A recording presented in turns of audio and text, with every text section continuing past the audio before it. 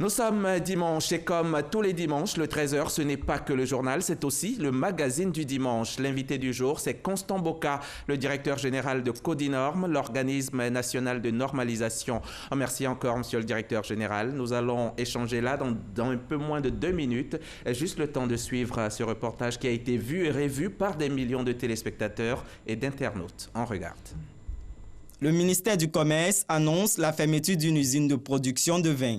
La cause, des locaux jugés insalubres. Le ministère du Commerce se saisit de l'affaire et fait une descente dans les locaux de l'entreprise épinglée. Nous avons noté avec beaucoup de préoccupation les conditions de fabrication de vos produits.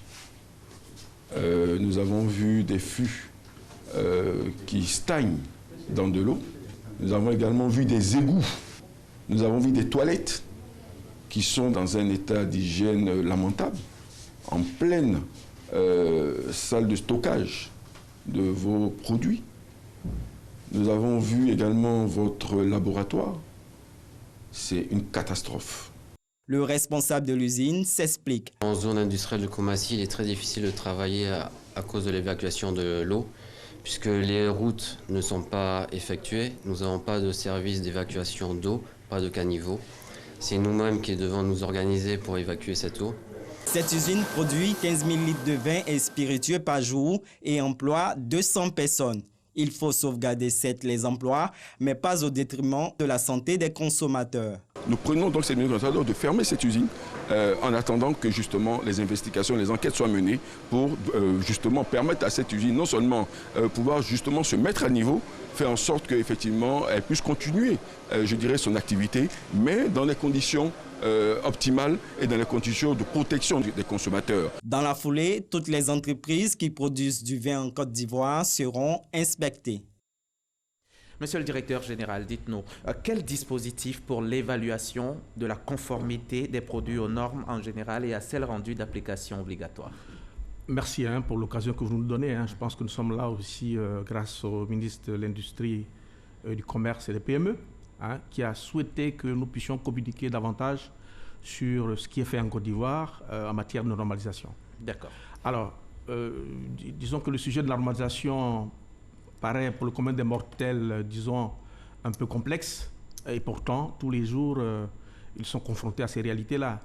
Disons que le producteur, par exemple, de noix de cajou, lorsqu'il veut exporter ses produits, on lui impose la qualité, donc il est confronté à la logique de la normalisation. C'est pareil, par exemple, pour le producteur de mangue qui veut exporter en Europe, on lui dira, écoutez, la qualité du produit, des normes dimensionnelles.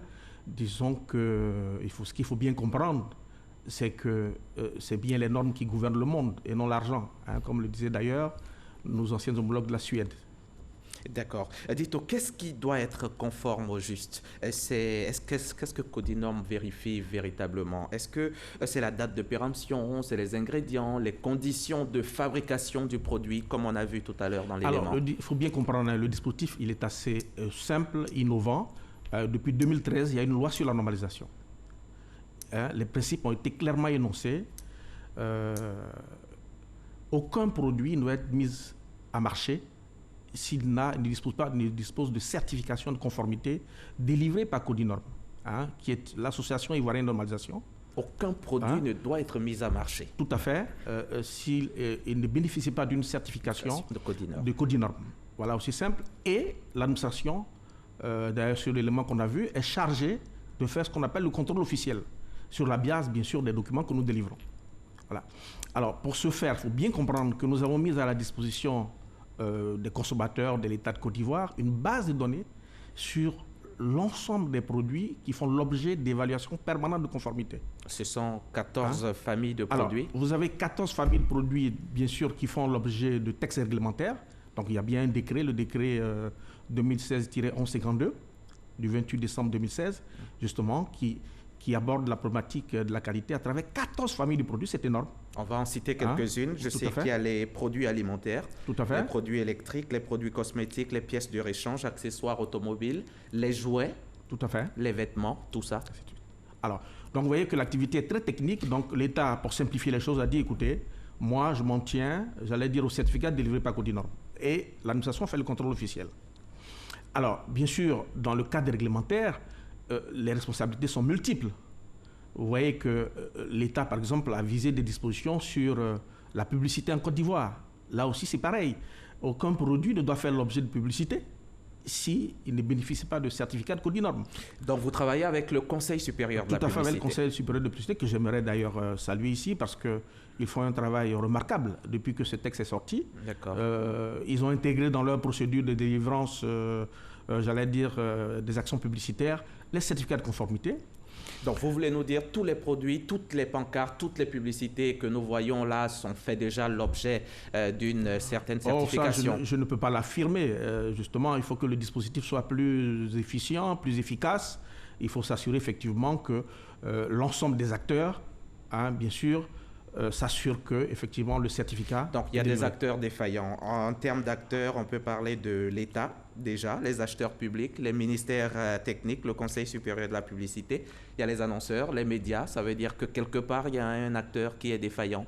Un acteur défaillant, disons que chaque acteur devrait faire de l'effort de bien comprendre le dispositif. Alors tout à l'heure, je parlais du Conseil supérieur de publicité. Vous savez, il y a 2 ans, le Conseil supérieur de publicité a pris l'initiative de réunir tous les annonceurs.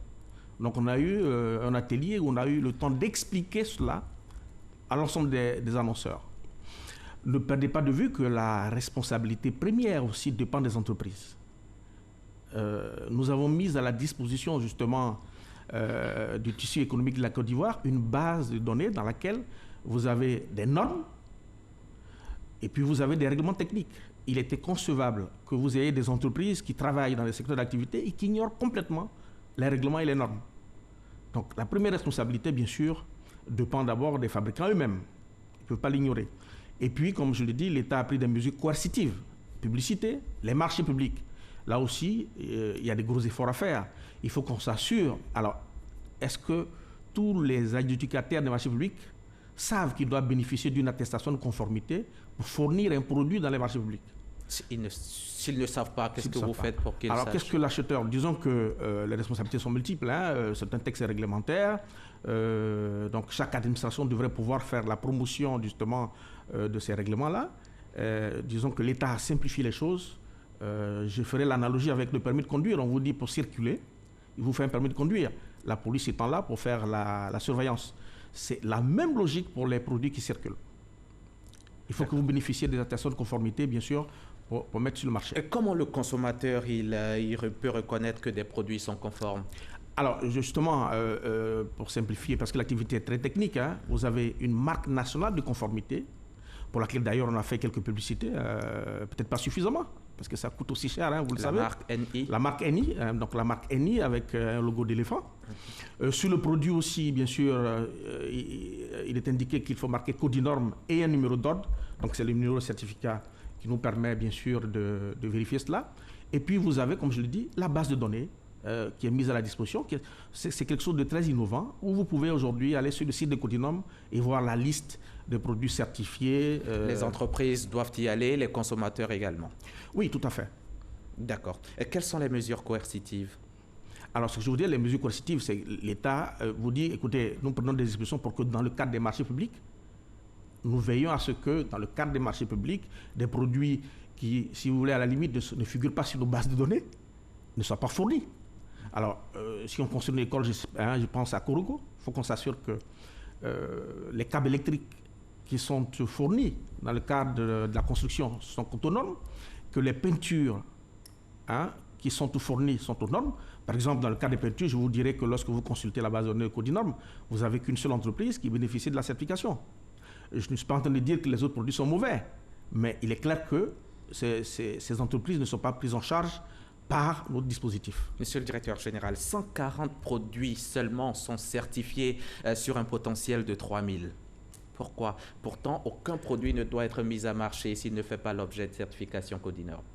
Alors, disons que c'est pour des raisons diverses. Je vous parlais de la responsabilité d'abord des producteurs eux-mêmes qui viennent investir. Alors, il faut se questionner.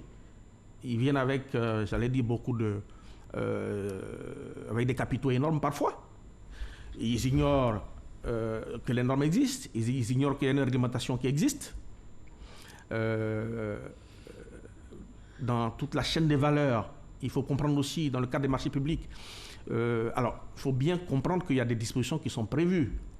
Hein. Par exemple, il y a des cahiers des charges où on fait référence à des normes, mais ce n'est pas suffisant. Dans un cahier des charges, c'est des textes, mais par quel mécanisme? On s'assure que, effectivement, dans tel ouvrage, tous les produits, tous les entrants sont conformes aux normes, mais ça, l'État a simplifié, c'est des certificats, ainsi de suite. Donc, nous continuons ce travail, j'allais dire, de promotion des normes, et ainsi de suite. Mais vous savez aussi que nul n'aime dépenser. Personne ne va venir à vous de façon volontaire comme ça pour payer. Qu'est-ce que vous faites pour... Alors, vous voulez un pouvoir de police? Non, surtout pas. Justement, dans tous les pays du monde, un organisme comme le nôtre n'a pas de pouvoir de police. Il faut laisser, j'allais dire, au service de l'État le pouvoir de police. Hein. Ils sont mandatés, ils ont le mandat. Ils peuvent, par exemple, là, vous savez que mon homologue du commerce qui s'occupe de la répression des fraudes, lui, il a le pouvoir de fermer une entreprise, par exemple. Hein.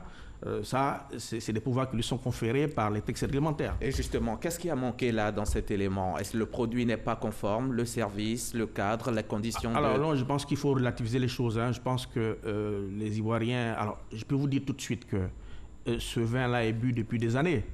Vous n'avez pas eu de feedback pour dire que ce produit est, j'allais dire, contrefait et ainsi de suite. Donc, ce qui est bien souligné dans l'élément, c'est les conditions de salubrité. Disons que le ministère, il y a une commission qui a travaillé sur ces questions-là, les auditeurs l'ont mentionné, il y a des gros risques de salubrité.